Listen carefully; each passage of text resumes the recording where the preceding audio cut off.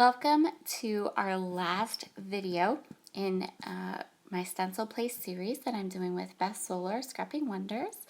These are the products I'm going to be using today. So this layout is very special to me.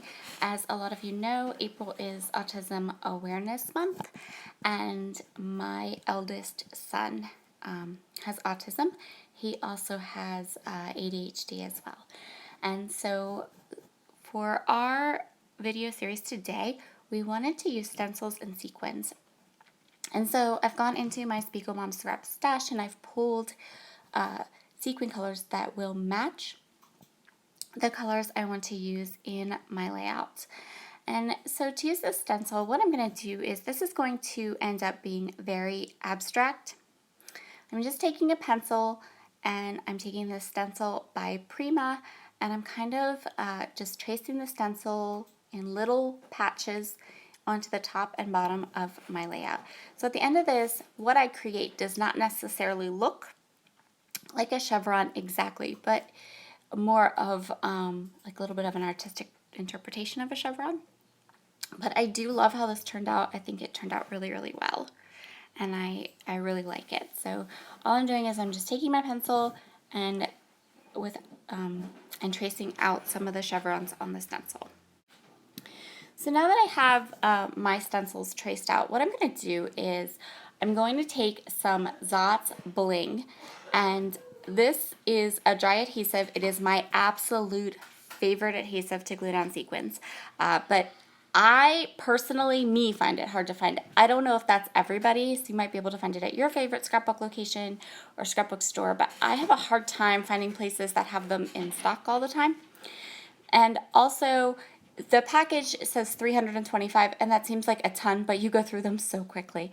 So I don't use them every time I use sequins. In fact, if you watch my channel, you know that a lot of times I just use some Scotch Quick Dry adhesive or Scotch Tacky Glue, now it's called Tacky Glue, in a fine line bottle to adhere my sequins. But for something like this where I'm covering a big area and I'm creating a design with them, I feel like these Zot's Bling, they're called minuscule glue dots, are a much better fit for this particular application.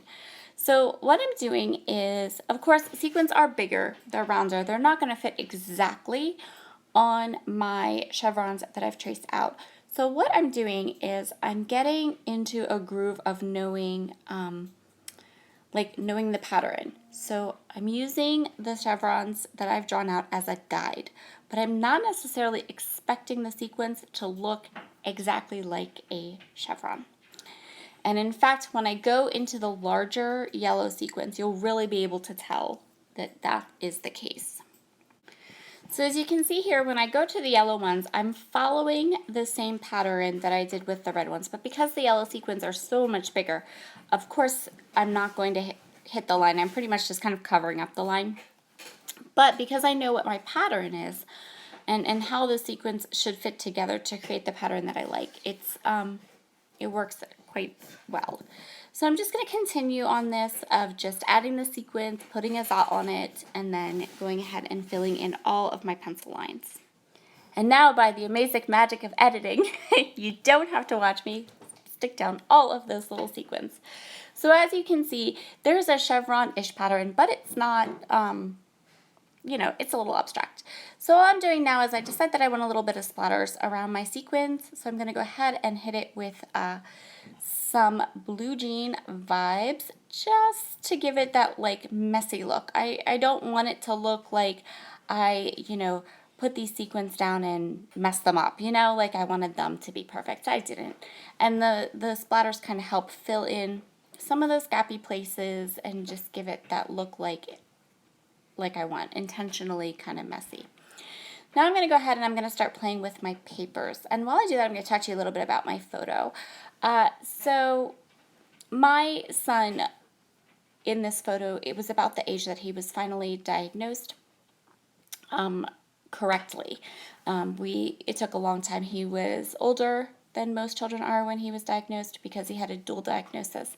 And for a while, they were treating they were treating him for ADHD, but they kind of were putting everything under the umbrella of ADHD, and they hadn't really fully tested him for autism yet. So he he was diagnosed later, and so this was about the age that he was finally, I say finally because it took a long time, and I was a huge advocate for him, and I knew that it wasn't just ADHD, something else was kind of going on. So it took a while, but what I'm going to do is I'm going to journal on the back of this layout about our journey and about, going back and forth, and about him being not fully diagnosed until he was older, and all of those kinds of things. So I have this little title. It was a pre-made title that I bought when I went to a scrapbook retreat in November, and I actually bought 2 of them. And then I have these flares that you can get at A Flare for Buttons, which is an Etsy store. My 2 6x6 paper pads or 6x6 papers are from Little by Little, and I started with that dark one, and I decided that it was too dark. I wanted to lighten this page up a little bit.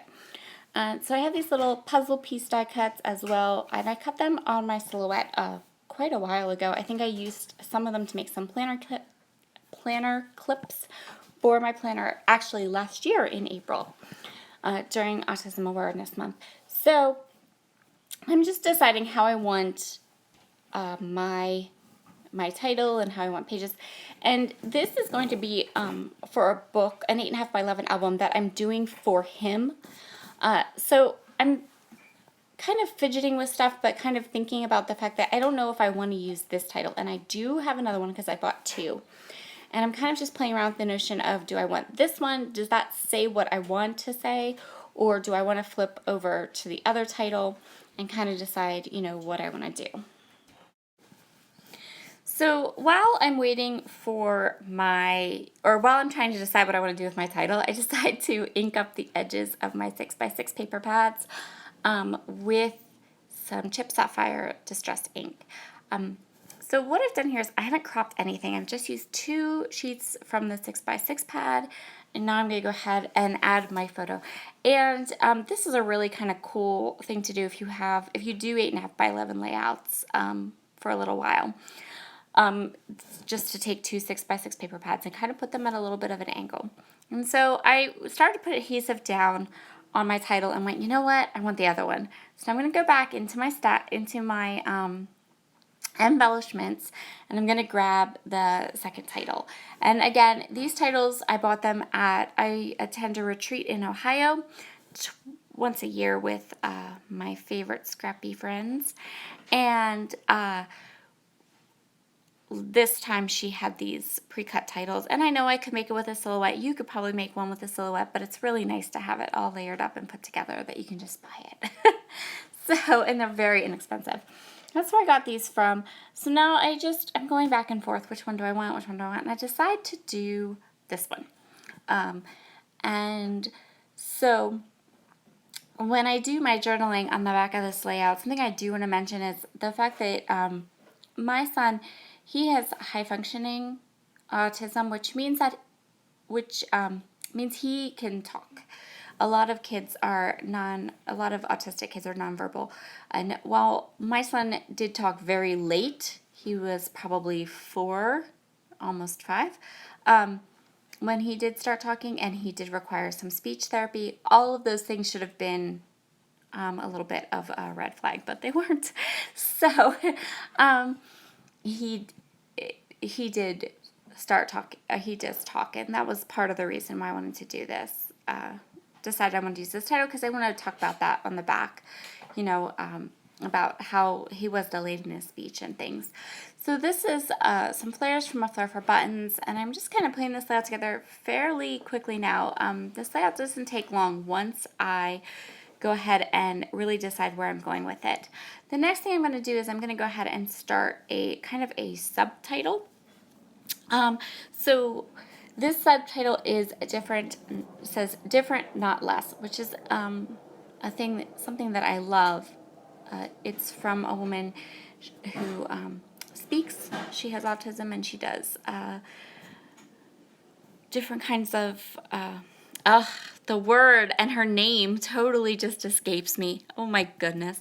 But anyway, I decided that I wanted to use that as a subtitle onto my page, and I'm just using these teeny tiny little letter stickers from Webster's Pages to do that. So now, as the last, just a little bit of embellishment, I want to pull some of my sequins down into my embellishment clusters so that the sequins don't feel like they're kind of floating off at the top and bottom of my page. And in order to do that, I'm just going to pull one of the red, one of the yellow, and one of the blue sequins that I used on the top and bottom to create a little bit of embellishment clusters onto my puzzle pieces. And here again, you see I'm going back to using my Scotch Tacky glue because I don't want to use all my dots up on one layout. So now I'm just going to go ahead and start that with finishing touches and then trim off the edges, and that will complete my layout. So I hope you've enjoyed this layout and this entire series with Beth and I. Please, I'd love to hear comments, a thumbs up, and thank you to all of my brand new subscribers. We've had a lot come in the last couple of weeks. Have a wonderful day, and I'll see you again soon. Bye.